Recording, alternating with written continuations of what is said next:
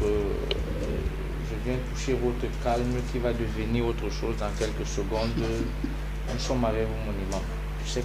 Oui, avant de prendre la parole, j'aimerais signifier aux téléspectateurs ce calme-là, c'est plutôt un enseignement au camp d'en face.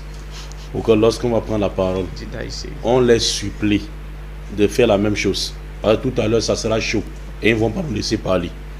Donc, c'est ça qui nous attriste parfois, on les laisse parler. Comme éducation, pour qu'à la fin, ils se comportent comme nous. Merci beaucoup. Merci, mon imam. Je commence par Pasteur Élisée.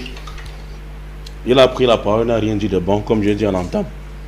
Sauf seulement montrer, n'est-ce pas, comme je dis toujours, son insuffisance en langue française et aussi dans la Bible.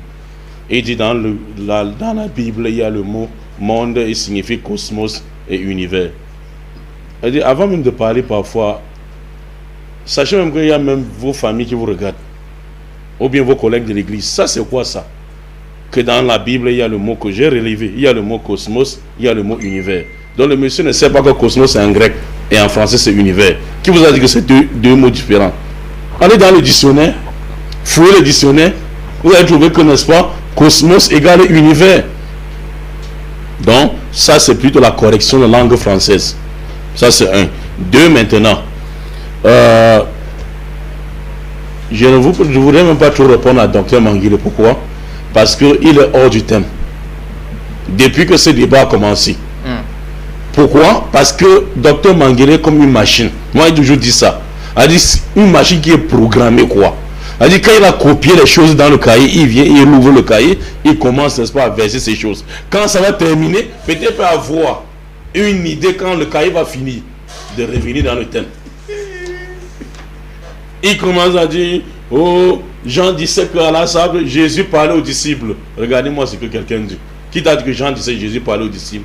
Va lire le verset 1 et 2. Tu vas comprendre qu'il s'adresse à Dieu. C'est la dernière prière qu'il fait à Dieu pour ses disciples. Et non qu'il parlait aux disciples. Il parlait à Dieu. Le verset 3 dit la vie éternelle consiste pour eux.